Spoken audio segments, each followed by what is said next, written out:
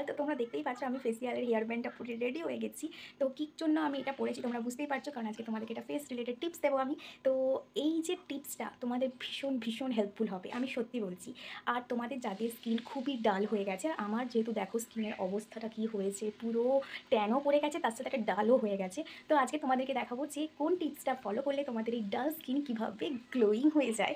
তো সেই জন্য এই ভিডিওটা স্টার্ট করা। আর এইটা হচ্ছে তৈরি করার জন্য তোমাদেরকে একটা টাকাও খরচা করতে হবে না, 1 টাকাও না। তোমরা তোমাদের বাড়ির জিনিস দিয়ে এটা রেডি করতে পারবে এই ফেস প্যাকটা, মানে বাড়ির রান্নাঘরের জিনিস দিয়ে। এবার কোন জিনিসটা সেটার জন্য তো তোমাকে ভিডিওটা লাস্ট পর্যন্ত দেখতে হবে। তো স্কিপ না করে ভিডিওটা লাস্ট অবধি দেখো। আর যদি ভিডিওটা ভালো লেগে থাকে একটা লাইক কমেন্ট শেয়ার করে দিও, আর সাবস্ক্রাইব করে দিও আমার চ্যানেল। তো চলো। তো প্রথমে একটা বাটি নিয়ে নেবে এবং বাটির মধ্যে কিছুটা পরিমাণ, যতটা তোমার ফেসে দরকার ততটা পরিমাণে মুসুর ডাল নিয়ে নেবে। এবার ওই মুসুর ডালটাকে শিলনোড়াতে বা মিক্সিতে ভালো করে গুঁড়ো করে নেবে। এরপরে তোমার ফেসে যতটা যাবে ততটা পরিমাণের একটা বাটিতে আলাদা করে ঢেলে তার সাথে গোলাপ জল আর 2-3 ফোঁটা তোমরা নর্মাল ওয়াটারও দিতে পারো, কোনো অসুবিধা হবে না।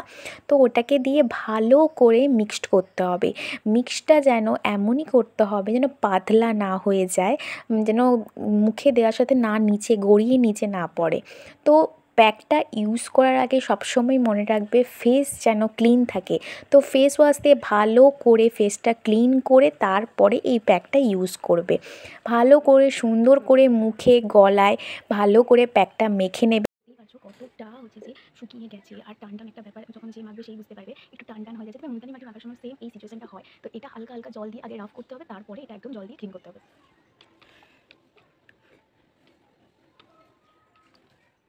তোমাদেরকে আমি দেখিয়ে দিচ্ছি এখানে, ঠিক আছে? তোমরা এইভাবে হালকা হালকা করে তুমি জল দিবে, দিয়ে এটাকে ভালো করে আগে ক্লিন করবে একদম হালকা হাতে, ঠিক আছে?